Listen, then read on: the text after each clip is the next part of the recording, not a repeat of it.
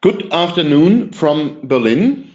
A very warm welcome from my side to the webinar organized by our partners, GIZ, the German Agency for International Cooperation on Sustainable Development, the network REN21 on renewable energies, and Agora Verkehrswende, where I'm the executive director of, and I have the honor and pleasure to introduce you to our webinar Towards Decarbonization Transport 2018, a Stocktake report on the sectoral ambition in G20 countries.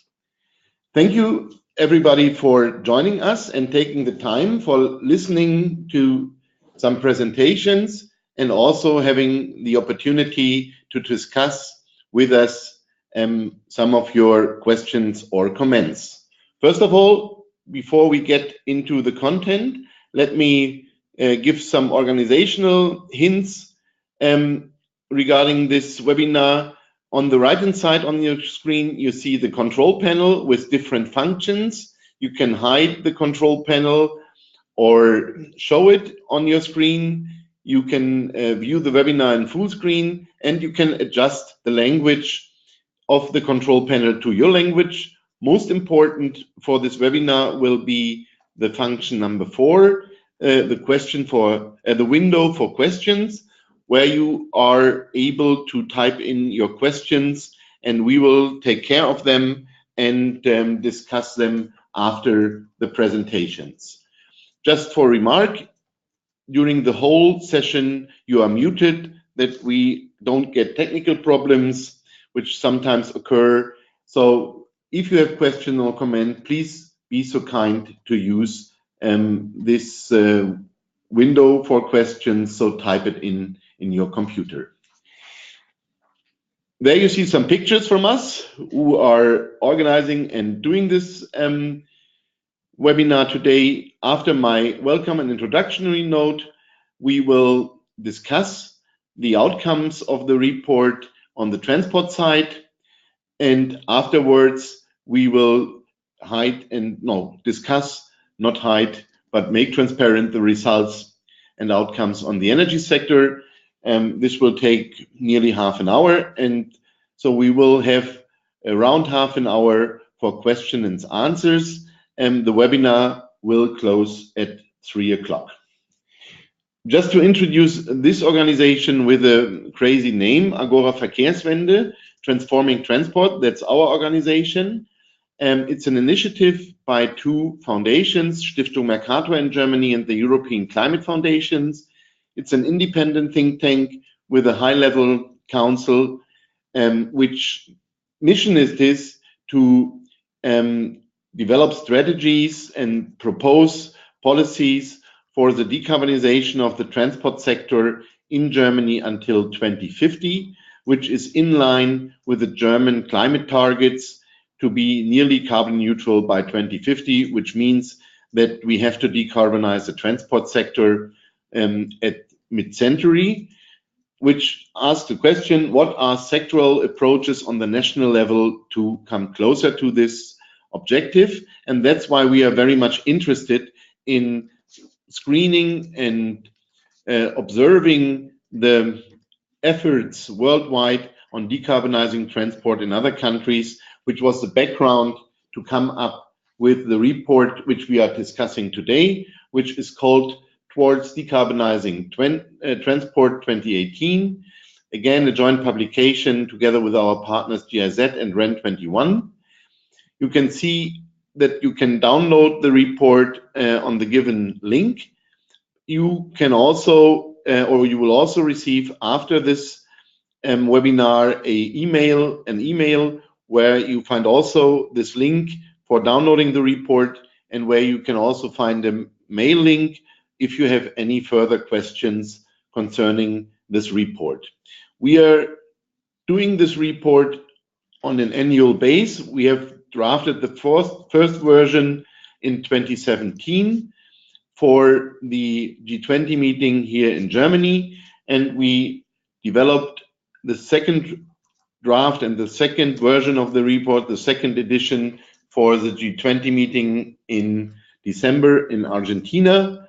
And in this regard, we can also discuss later on a little bit about the developments over the years which we see and where the perspectives are. Why are we focusing on the G20s? The G20 countries are responsible for the lion's share of the transport-related greenhouse gas emissions. You can see the development of the greenhouse gas emissions of transport here over the last 25 years or nearly 30 years.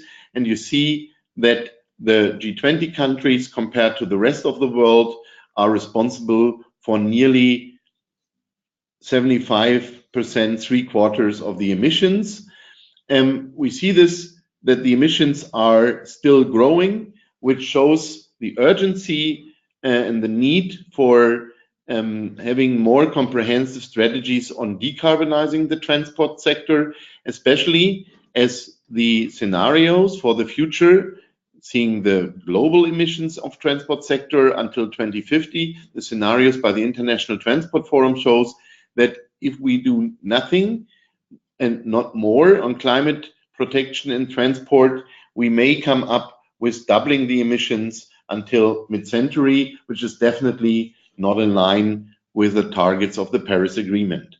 We see that within the G20 countries, we have different characteristica of the greenhouse gas emissions from the transport sector. If you see them on the per capita base, and this is what the graphic shows, we have countries where we have a mature transport sector which have comparably high emissions per capita in the transport sector, and we have other, especially emerging economies within the G20, which have currently still lower emissions per capita of the transport sector, but are growing on a high pace due to the development in those countries. If we compare the developments with the needs to meet and to deliver on the Paris Agreement, we see that, again, I mentioned this, the business as usual scenarios, which you can see here, will result in potentially doubling the emissions from today in the transport sector, and that achieving and delivering to the 2 degrees target would already mean a important and very big reduction, but meeting the 1.5 degrees emission scenario or the 1.5 degrees target would already mean we have to reduce the emissions, if you see it on per capita base, to lower than 0.5 tons per capita, so come close to the zero emissions in the transport sector globally. From our perspective, the decarbonization of the transport sector, how we just describe it and compare it, is not, or does include and does builds on 2 main pillars, which is on the one hand the energy transition in transport, which Rana will describe a little bit deeper, which we understand as a transition to clean energy in the transport sector, which cover the demand, the remaining energy demand with carbon neutral energy sources, with renewable energy sources, and substitute fossil fuels and fossil resources. But as the energy demand currently in the transport sector is quite high, we will not succeed only with the energy transition in transport to come to zero emissions. What we need in addition is what we call the mobility transition to more sustainable mobility modes by avoiding, shifting, and improving the transport system to reduce the energy consumption without limiting the mobility to a certain extent that we will be able to have enough renewable energies to cover the transport sector and to feed the transport sector with renewables. At the sum role, we say we have to reduce, this is from a German perspective, we have to reduce the energy demand by around 50% to be able to cover the remaining 50% until mid-century by renewable energies, mainly electricity based on wind and solar. Pardon. Having said this, this was a short introduction from my side, and now I will hand over to Marion Viehweg from Current Future to give us an idea and the presentation on the main result of the report with regard to the mobility transition. So how good and how far are the G20 countries doing in succeeding with the mobility transition? Marion works currently as a freelance consultant for energy and climate strategies in Berlin. She focuses her work very much on the analysis of energy and climate policies, mitigation options, and the link to sustainable development.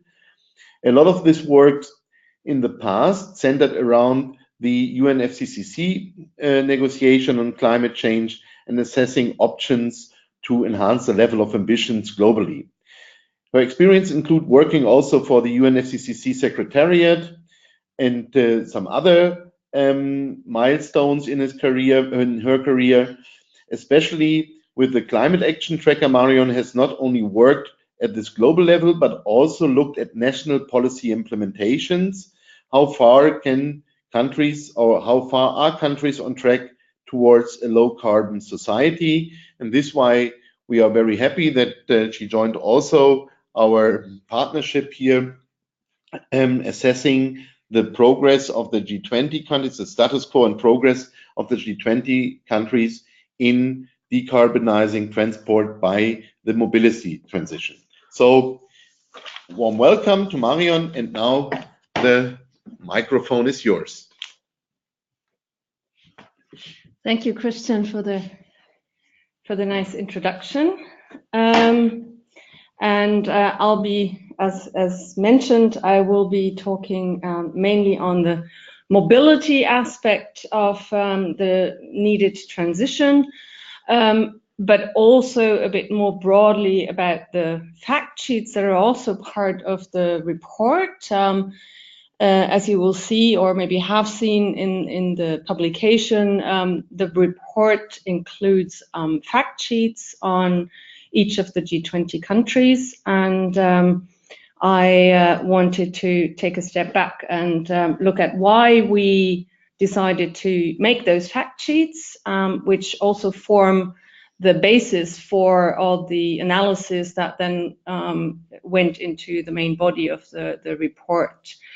And the reason for making those fact sheets was that we wanted to really provide a full overview and a snapshot of what the transport situation is in the G20 countries, and that looks at both the ambition level at the international level with the NDCs, but also at national ambitions, national targets, and then extends to the actual implementation, looking at what kinds of policies are in place to support these ambitious or not so ambitious targets. And we also wanted to provide a lot of context that is relevant to understand the situation in the countries, to see where they are similar, where there are similar challenges, but also where there are differences in the countries. So that was the objective, to start out with the analysis. And for the ambition level at the international level, we found that, which is probably not so surprising, at the international level in the NDCs, there is not so much that is specifically mentioning transport. There's only a few countries that have transport mentioned either on a qualitative level or with quantitative targets that are not greenhouse gas emission targets. For example, improving share of public transport or electric vehicles. So, but that was probably to be expected, considering that the first round of NDCs was rather hurried and a very short notice activity. So we hope to see a lot more specifics in the next round of NDCs, and hopefully also more ambition in the transport sector. At the national level, the picture looks slightly different, and it's not surprising that some of the countries that have no mention in the NDCs do actually have national targets, some even greenhouse gas reduction targets like Brazil and Europe. A lot more countries have quantitative targets that are not greenhouse gas emissions. And also, interestingly, some countries, the US, Canada, and Australia, do mention transport at the international level in their NDC, but do not have corresponding national targets to support that ambition. So then we said we need to look at what is happening at the national level to support those targets and the implementation. And to do that, I want to take a step back and look at the split of emissions from the transport sector across the different modes. And if we look at that, we see very clearly that we have most of emissions from the sector are from road transport. And these are CO2 emissions from fuel combustion only. But the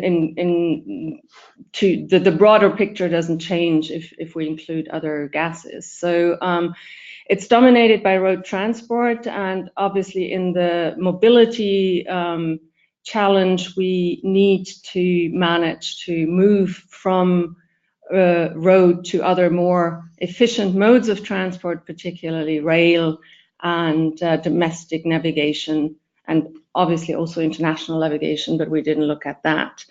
So the challenge here is, on the one hand, to reduce the energy that's needed, which Rana will talk about, but also to change this picture from the strong dominance of road transport towards a more efficient distribution of modes. So starting from that picture, we looked at what is actually required at the national level to help this transition along, and we're only looking at the national level. Obviously, that's only part of the picture because we know that a lot of particularly mobility and shift policies are at the city or regional level, but we only look at the national level. So national programs that support a shift to public transport could be incentive schemes, subsidies for making public transport cheaper, other activities. Also, anything that supports low carbon freight logistics, that could include infrastructure investments, incentive programs, and information campaigns, capacity building programs, all that. We also look at new mobility services. So do countries put in place the right frameworks for mobility services? What happens to insurance? Are there any financial incentives, etc.? And very important, also, what does a country do to support non-motorized transport? That includes walking and cycling. Also here, all kinds of different activities that could potentially be done by countries, including direct investments, of course, but also starting from strategies and roadmaps, awareness campaigns, etc. And as a final element, we looked at road charges, which is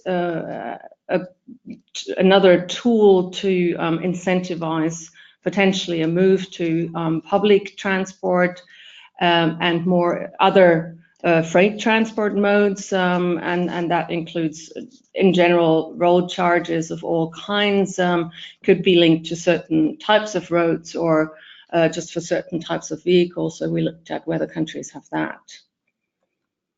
There is a few caveats to the overall analysis. Of course, data availability is difficult in the transport sector, as probably everybody knows who's working in the sector. We have tried to use consistent data sets as far as possible. They have their own problems, but at the moment it's the best that we have. Where that wasn't possible, we have supplemented this with national data. So that's important to know because it makes the countries not fully comparable sometimes because of the different data sources. But also the international data sets, of course, mean that the data displayed on the fact sheets might be slightly different from the national data that you might be familiar with.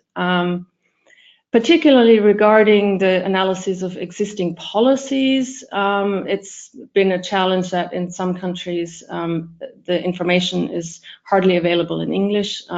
So we may have missed some policies. I guess we have covered the most important ones. We've tried to work with experts in the countries as far as possible as well. But it still is a problem. And one of the most important caveats is we have not assessed the adequacy of implemented policies. We've really only looked at whether countries do have something in place. We have not made an evaluation whether that's enough or whether it's actually effective. There's so many reasons why policies could be more or less effective. We have not looked at that. Yeah, we hope we can get there sometime in the future.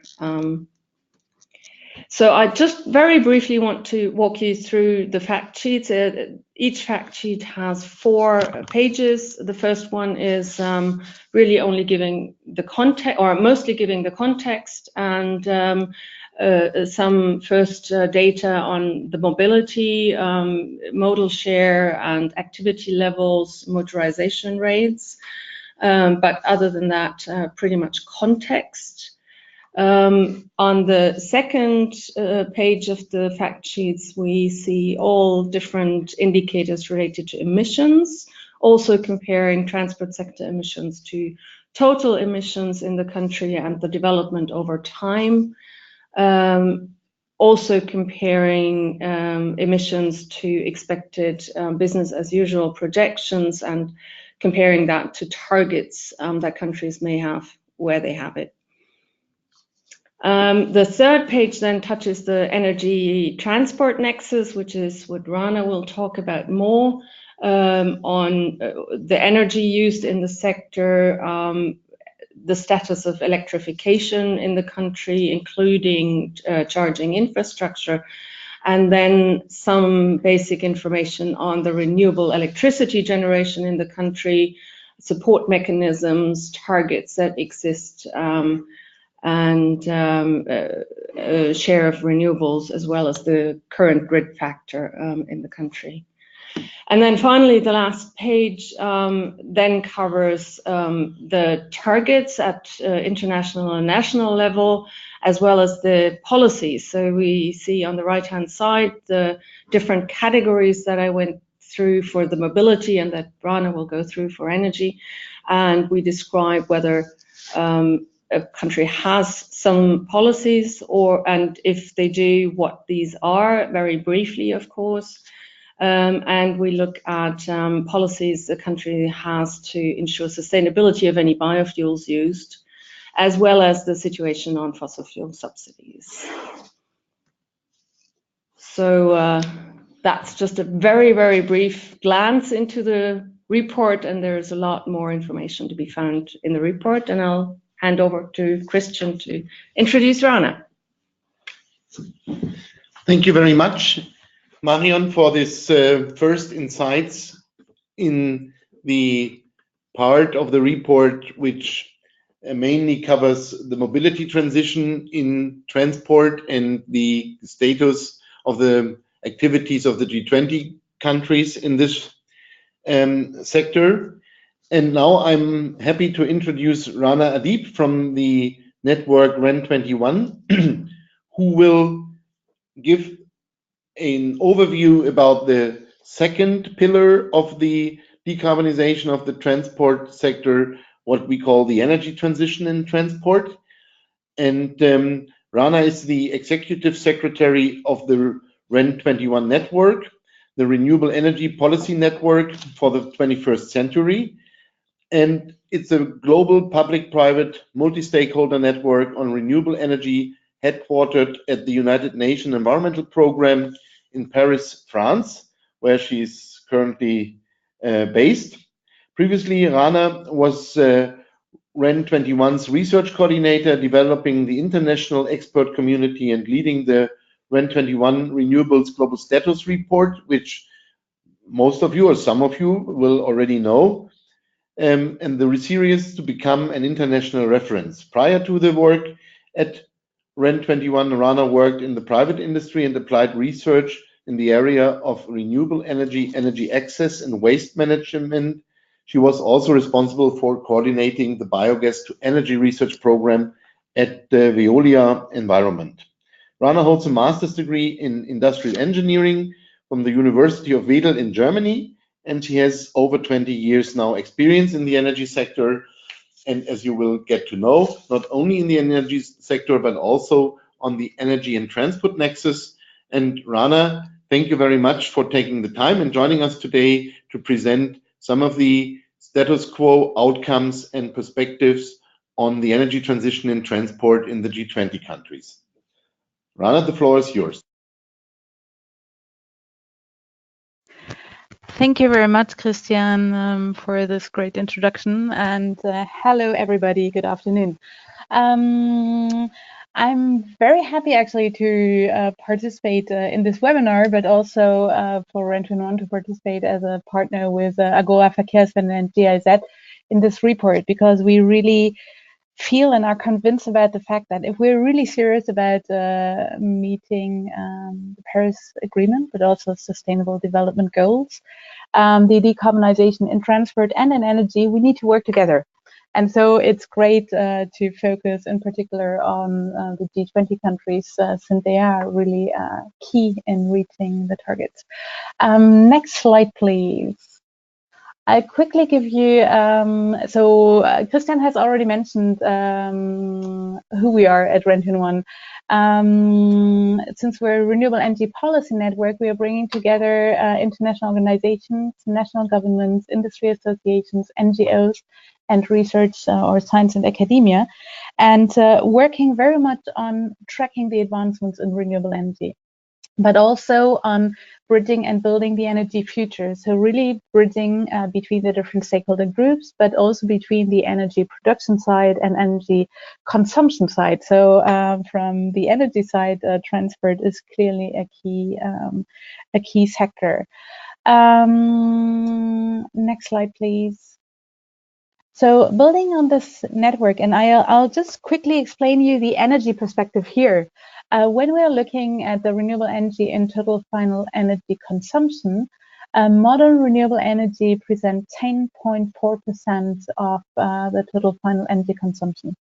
So when we see into, and you'll see this on the next slide, when you look at the different end-use sectors, we have had significant advancement in renewable electricity with, in particular, wind and solar photovoltaics advancing significantly, cost reductions, etc., which have made a transformation of the electric system happen, reaching 25%, renewable electricity reaching 25% of the total final electricity consumption or energy consumption.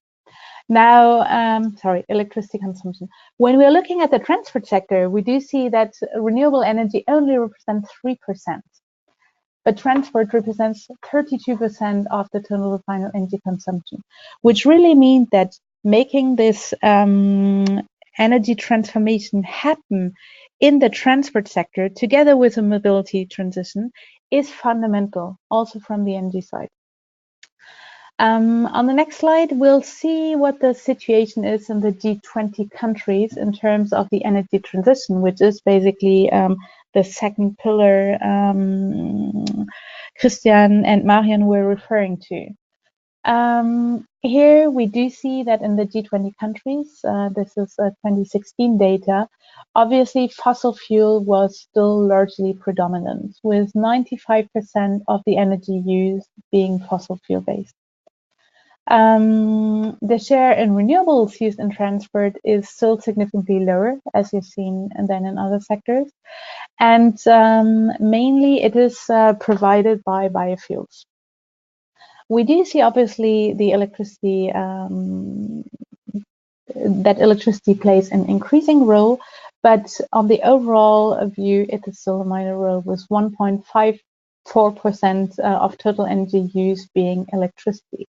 And in 2016, interestingly, and I think this is where it leads again to what is the role of renewable energy in this decarbonization, only 26% in electricity, that's a worldwide number, was renewable electricity for electricity use in the transport sector. How is biofuel being advanced in the G20 nations? Very much by biofuels that blend, biofuels blends, and this is pushed by blending mandate very often. And these blends contain 5 to 10% of biofuels. So there are interesting entry points for making the energy transition happen in the transport sector. On the next slide, we'll see the different entry points which do exist. So we have understood that when we're looking at the mobility transition, it's about optimizing mobility, but it's also about reducing the energy demand. So it is very clear that the efficiency, in addition, plays a major role here. Now, when we're looking at the role of renewable energy in this in the sector, it's about making the residual energy demand provided or covered by renewable energy, which have many advantages, I guess. Here, we can use conventional drives like gases and liquid biofuels in conventional cars and vehicles. We have the alternative drives, and that's with the electric vehicles. And here it is very clear that if we're talking electric vehicles, the aim needs to be that the electricity is provided by renewable electricity. So here we have the alternative drive part. When we're looking at the power to X part, here we are looking at the role renewable energy can play to produce hydrocarbons and use them in conventional drives, or the alternative also to have them in fuel cell vehicles, for instance, that use renewable electricity-based hydrogen.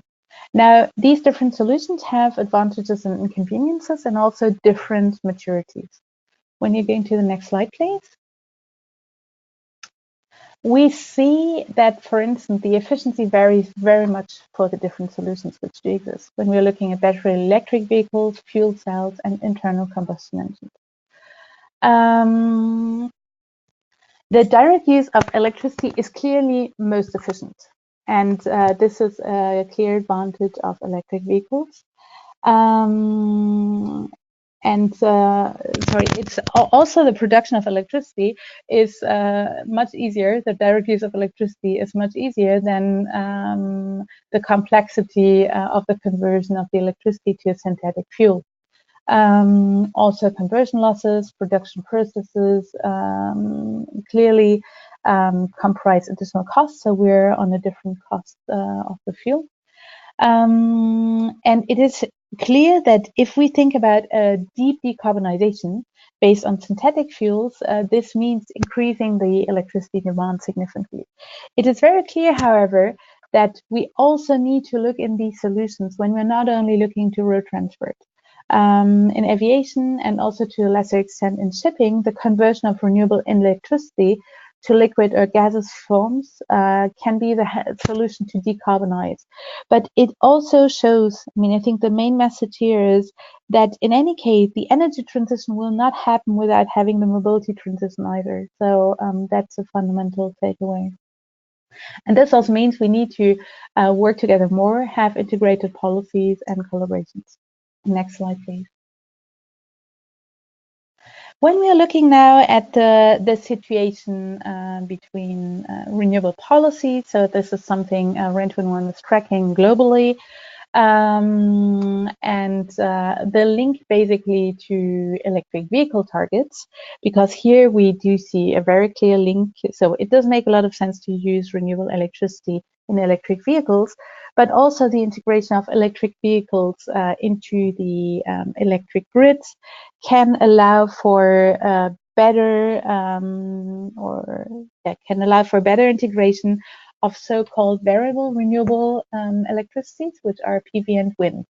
This means basically that PV and wind, so the sun is not shining all the time, so using to some extent the storage capacities of electric vehicles might represent quite interesting. There might be some interesting synergies depending on the vehicle, depending on the fleet we're talking about, and also on the production and consumption profiles.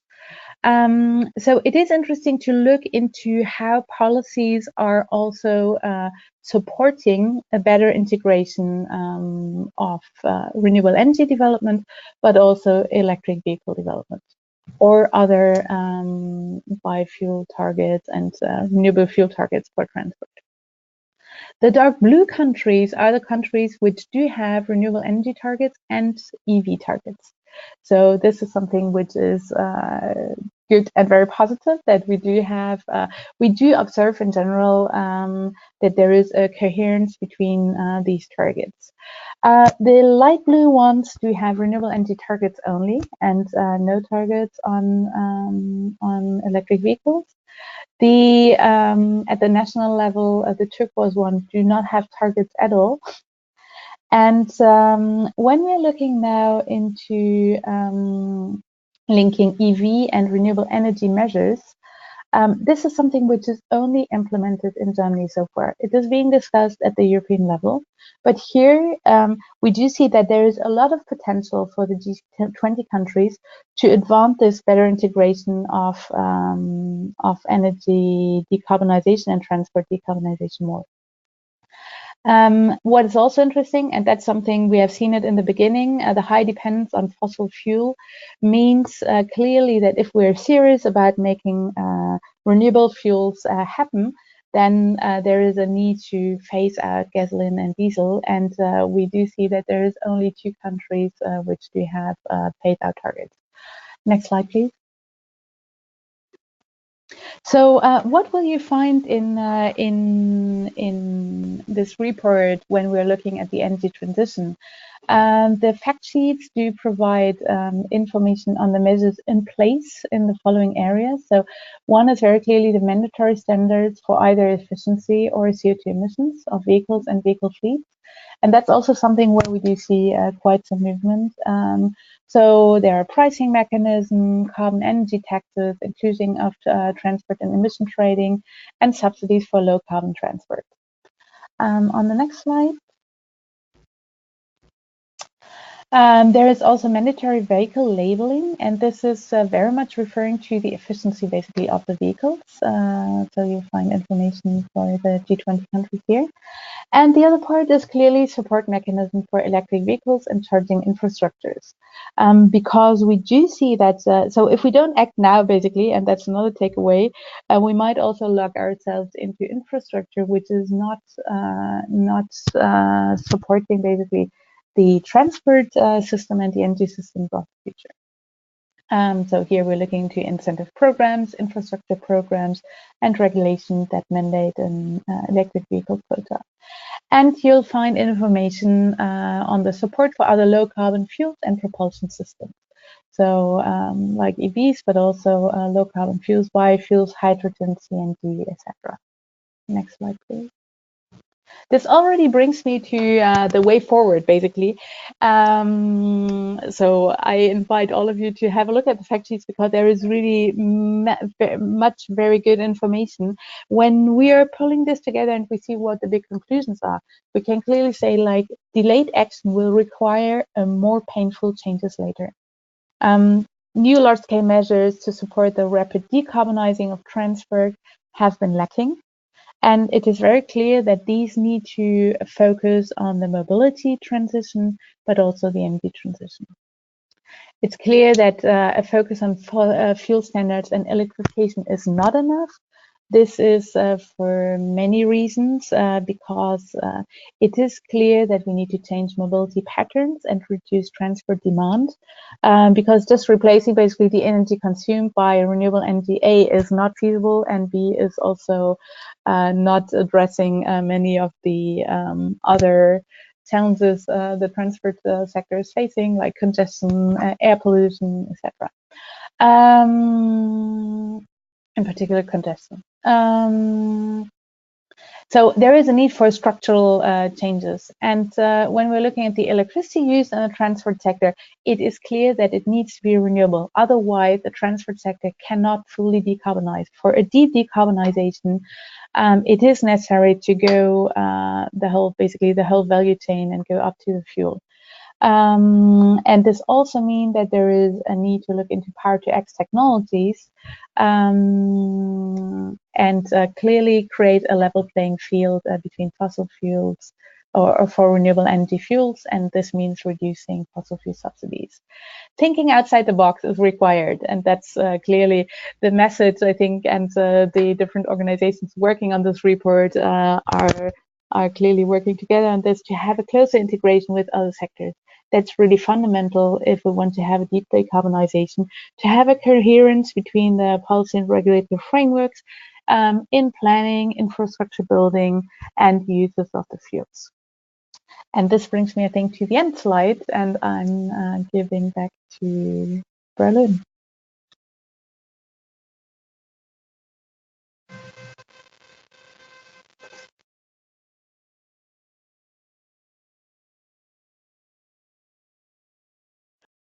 Thank you very much, Rana, for this very comprehensive presentation of the energy transition part of this report, also with regard to some findings and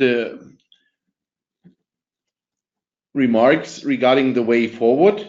I would start now the Q&A session, firstly with Rana, and a couple of questions which have been typed in by the participants. And the first one I would like to start with, Rana, is if you compare the trends in energy and transport and the energy transition in transport in the G20 countries to the rest of the world, which you are also covering in the REN21 network, where do you see similarities or differences? Can you just give us a first overview here, or your ideas about this?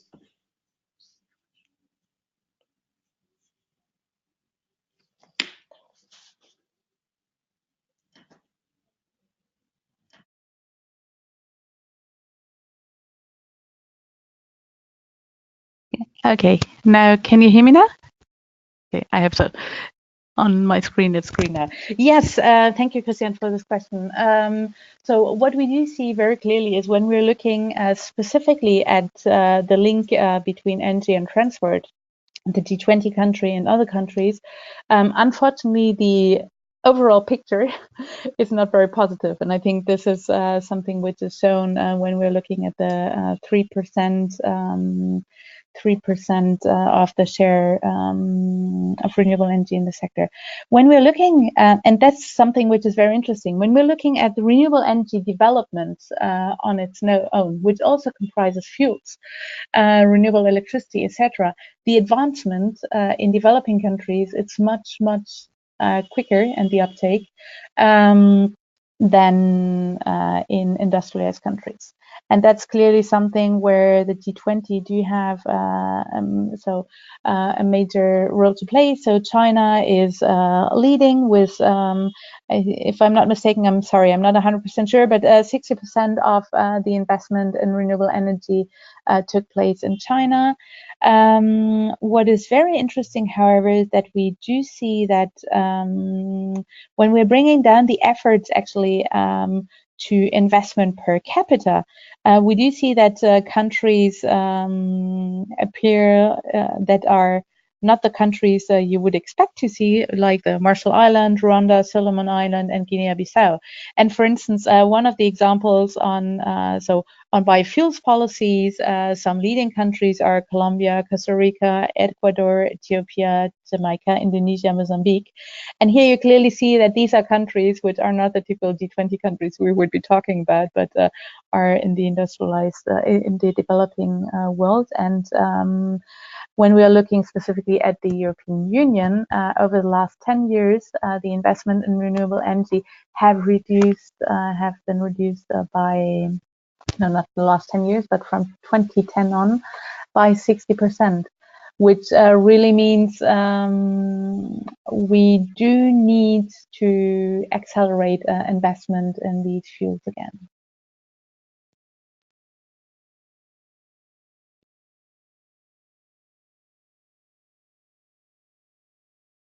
Thanks, Rana. Maybe a second question before we hand over to Marion with regard to the questions on the mobility transition. Rana, there was a question on your perspective on the prospect you have on using EV batteries as a grid-tied storage system. Do you think that this will become in the G20 countries, but also beyond this, a major player in the game, or would you say that this will be a technology which will not use too much in the future in the or at the link between transport and energy? And thank you, Christian, and thank you to the auditor for this question. I think it's a very interesting question. From the renewable side, we always see the electric vehicles as a possibility to have a storage capacity and to help this. And to be honest, it is very clear, and some countries and regions and cities show that smart charging and discharging is interesting and can play a role when it's about reaching high shares of renewable electricity into the grid. Why this? When we're thinking about, let's say, a high share renewable electricity, 100% renewable electricity scenarios in a grid, this means that flexibility options are needed to integrate basically this variation on the production side. There are many, many options for this, and one of them is basically having a mix of fuels into the grid. There are grid infrastructures and services which can allow for better integration. Interconnection plays a role, and obviously also renewable energies, which you can rather turn on and off, basically, like hydropower, biomass power, etc., play a role here. Storage is also relevant. And having the integration of electric vehicles in a smart way does make a lot of sense. It is, however, also clear that there is a need to develop smart business models around this. We also see that there are countries and cities where basically the current regulatory frameworks do not always allow to implement the smart business models which would be needed to also meet the needs not only from the energy infrastructure side, I guess, but also from the transport side, from EV owners, battery owners, etc. So there is certainly, I think, a lot of space for innovation to also create the right market conditions for such development. It will play a role. I don't think that just that it will be the only role that EV batteries will be able to provide all flexibility which is needed in an electric grid.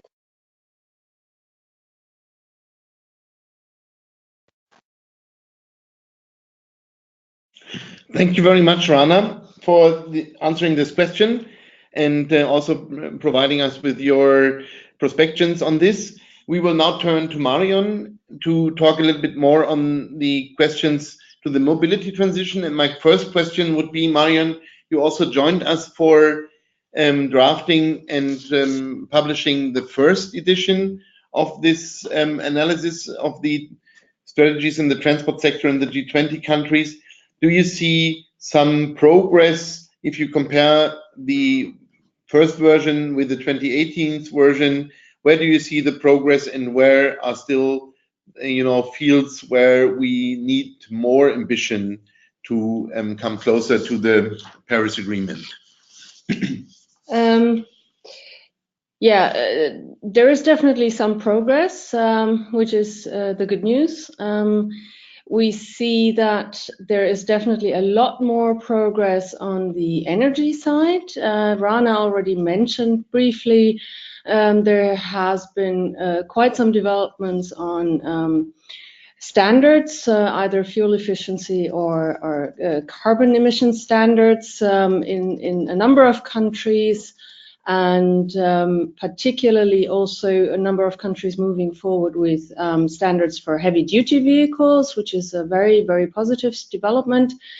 And some countries where this is still under development and being planned, but soon to come, like Canada. But unfortunately, we see very little progress on the mobility side, and really pushing for more public transport, apart from more or less ongoing efforts to keep up with public transport infrastructure. There is some new developments on new mobility services. The UK, for example, just passed a law on new mobility, Germany as well. So there is some things happening, but certainly not enough in any of the countries. And we still see this very strong focus on the vehicle and energy side versus changing mobility patterns. Then there's another question on the cooperation between the transport modes, and also the alignment of policies, especially policies to shift transport from one mode to another. Where do you see, or where are we there? And do you think that we already broke the silos between the different transport modes in different G20 countries, but in general? Well, that very much relates to what I just said. There is still too little happening in that area to really shift the mode. I think there is mostly there is activity at city level. We do see a lot at more the city level, where more integration of different modes and trying to improve integration between different modes is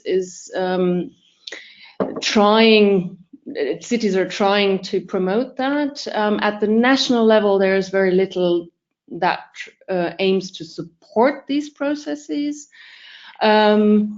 There is a little bit more happening in some countries for freight, where there's support for intermodal hubs for moving freight from one mode of transport to another, for example, from road to rail or to inland shipping. So there is some activity in that area, but also still very, very limited. So a lot more to do there. Thank you very much. The one thing is, what are countries doing in the direction to decarbonize transport? We also had a look on the counterproductive policies and measures, such as subsidies for fossil fuels. Do you see that there is a positive development in reducing those counterproductive subsidies in the transport sector, or what is the status quo there? Well, there it's quite interesting, actually. There is some very positive activity in that area following the G20 commitment to phase out fossil fuel subsidies in 2009. Some countries actually did start to reduce fossil fuel subsidies in the transport sector. A lot of countries had and some still have heavily subsidies for transportation fuels. India, for example, completely phased out their subsidy on fuels used for transportation, both for diesel and gasoline, which is a very positive development. Some other countries have also phased out, like Mexico, for example, and Indonesia, partly. Unfortunately, some of those positive developments have been counteracted by new subsidies that have been introduced. Often it's exemptions for specific parts of the economy, agriculture, for example, or fisheries. Sometimes it's new subsidies introduced for other purposes. For example, in Mexico, a new subsidy that aims to prevent fuel tourism at the border to the US. And this has actually outweighed the reduction in the subsidy on the fuels. So it's a bit of back and forth. So we see some progress, but we also see steps back. Thank you very much, Marion. A last question to Rana, unfortunately, before we finish this webinar. Rana, do you have any indication, that was a question which was from the auditory, what role biofuels play in comparison to the electrification of transport to electric vehicles? So what is the more important, or is there a more important strategy for decarbonizing, especially road transport? Thank you. So today, very clearly, from the 3.1% of renewable energy provided to transport, which is mainly used in road transport, biofuels is representing 99.9%. So this already showed that biofuel today plays a major role. When we're looking forward, very clearly, when we're looking at road transportation, electricity plays a major role today again. I think from the light vehicles which are being produced, they only represent 1.6% of the global sales, which also shows that in particular when we are looking at this in a global way, the electrification of the transport sector will come, but will not happen from one day to the other day everywhere. And it's very clear that biofuel plays a role here. Synthetic fuels might play a role here, so the power to export. What is important, and we do see that the governments basically there are still many biofuel mandates existing globally. And this will also continue. If we're serious, and I think that's clearly a message, we don't have all solutions yet for fully decarbonizing the transport sector. And we're not in the situation where we can exclude one solution or the other. So we need to advance all these solutions. On the biofuel side, it is clear that, and there is historically some concerns on the sustainability. And here we do see that many countries have taken this seriously and have sustainability criteria. And also when we're looking at the different biofuels, not all biofuels have the same sustainability issues. So it is, I think, and even when we're looking at scenarios, and I think for Germany, you've done this yourself, when you're looking at basing everything on renewable electricity, this is a huge increase of the electricity demand. So biofuel certainly plays a role. But clearly, and in particular, when we are looking into PV and wind cost reduction, and also for cost reasons, renewable electricity-based fuels are certainly the ones which will play a bigger role in the future.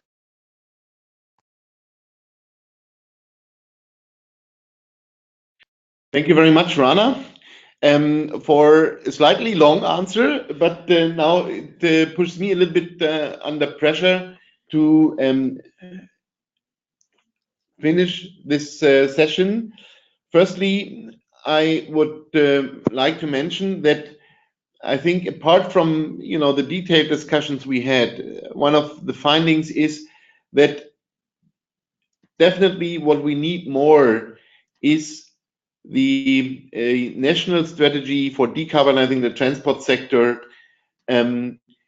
specifically for one sector. And I can only give the German example, only since we have sector-specific targets to reduce the CO2 emissions in transport, we are really seriously discussing on how we will meet this. So we are very much advocating for national sector-specific but comprehensive studies integrating the energy and transport sector, integrating the mobility and the energy sector, and integrating also different transport modes in one comprehensive strategies, which is underlined by policies and the policy package, which will guide us to the direction of decarbonization. I think unless we won't have more strategies, targets for specifically the transport sector on national level, we may not succeed to decarbonize the sector at a level and at a time which is needed to fulfill the targets of the Paris Agreement. Having said this, I would like to thank you very much, Rana, in Paris for joining us for the session. I would like to thank Marion for joining us, and also Elena Scherer from GIZ for organizing this webinar jointly with us and putting it all together. And I would like to thank you, everybody, for joining us and taking the time. I hope you found it interesting what we discussed today. If you have any further questions or comments, please wait a little bit, because we will send around a link where you can download the report, and you can also post some questions which unfortunately have not been answered in today's session via email, and we will try to answer them and send them around. And hopefully you stay connected with us, and potentially we meet again at a webinar when we discuss the outcomes of the 2019 version of this report. So thanks, everybody. Have a good day, and looking forward to get in contact with you. We are very much looking forward to your comments, questions, and critics on the report. Thank you very much from Berlin.